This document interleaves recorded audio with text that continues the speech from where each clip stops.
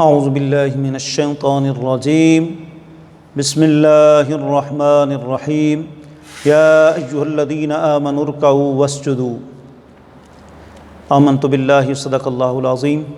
ناظرین سامعین، آج کا ہمارا ایک موضوع ایسا موضوع جس کی ضرورت آج کے دور میں نہیں بلکہ ہر دور میں ہر مسلمان کو ضرورت رہی ہے۔ ہم قرآن مجید کی تقریباً اکثر مسلمان روزمرہ تلاوت کرتے ہیں لیکن سجدہ تلاوت کے متعلقہ ہمیں معلومات نہیں ہوتی، جس کی وجہ سے کئی دفعہ ایسا ہوتا ہے کہ ہم معلومات نہ ہونے کی وجہ سے زندگی گزار دیتے ہیں اور اس کی طرف ہم توجہ نہیں دیتے۔ تو ذہن میں رکھیں، قرآن مجید کے اندر کل وہ 14 سجدات ہیں، 14 سجدے ہیں جی۔ اور اللہ نے بھی ہمیں فرمایا کہ واسجدوا وعبدوا ربکم، سجدہ بھی کرو، اپنے رب کی عبادت کرو۔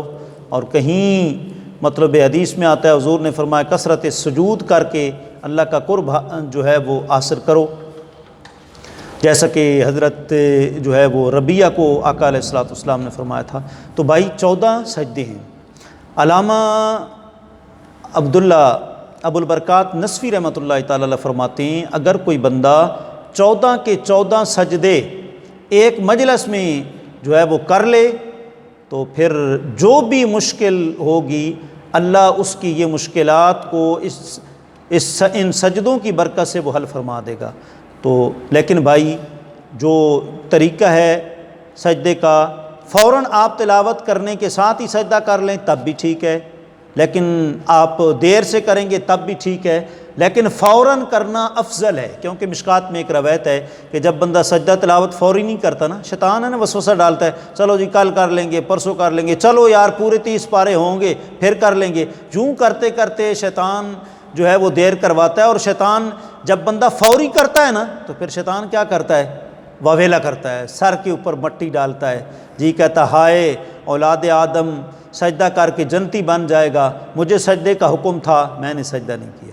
تو بھائی اس کا فوری سجدہ کرنا سب سے وہ بہتر طریقہ ہے۔ اور یہ ذہن میں رکھیں کہ سجدہ جب کرنا ہے، فتاوی فیض رسول وغیرہ میں لکھا ہے کہ اس کا صحیح طریقہ کیا ہے، مستحب کیا ہے کہ کھڑے ہو کر بندہ قیام کی حالت میں اللہ اکبر کر کے سجدے میں چلے جائے، 3 مرتبہ تسبیحات پڑھے، سبحان ربی الاعلیٰ سبحان ربی الاعلیٰ سبحان ربی الاعلیٰ۔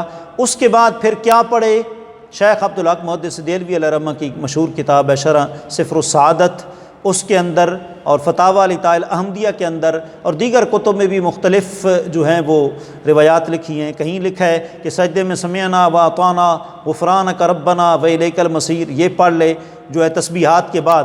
اور کہیں لکھا ہے کہ یہ دعا پڑھے، اللہم اجعل ھذہ سجدۃ التلاوۃ ذخرا فی یوم القیامۃ ونورا علی الصراط، اے اللہ اس سجدہ تلاوت کو میرے لیے، اللہم اجعل ھذہ سجدۃ التلاوۃ ذخرا، اس سجدہ تلاوت کو میرے لیے بروز قیامت کو ذخیرہ بنا دینا جی، ونورا علی الصراط، اور پل صراط پر جب میں گزروں اس سجدہ تلاوت کو میرے لیے روشنی کا ذریعہ بنا دینا۔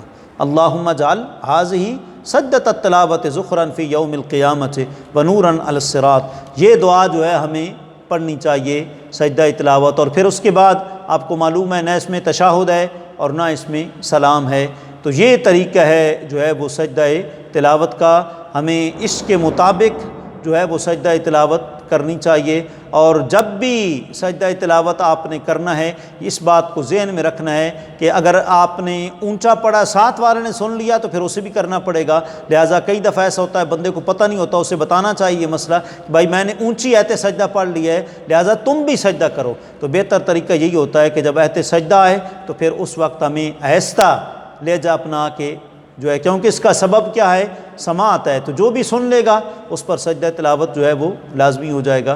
تو بھائی سجدہ تلاوت ہم کریں، کوشش کریں کہ جب بھی ہم وہ تلاوت کریں ساتھ ہی سجدہ کو پڑھنے کے ساتھ ہی ہم وہ سجدہ تلاوت ادا کر لیں۔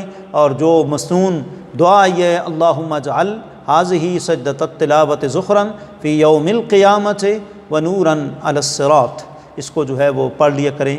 اللہ کریم آپ کو ہم سب کو قرآن و سنت کے مطابق جتنے بھی سجدات ہیں وہ ادا کرنے کی توفیق عطا فرمائے۔ سجدہ جو ہے قرب الہی کا ذریعہ ہے۔ پہلی جو سورہ حلق ہے اس کی آخری آیت کا بھی مفہوم یہی ہے کہ تم سجدہ کر کے اللہ کا قرب حاصل کرو۔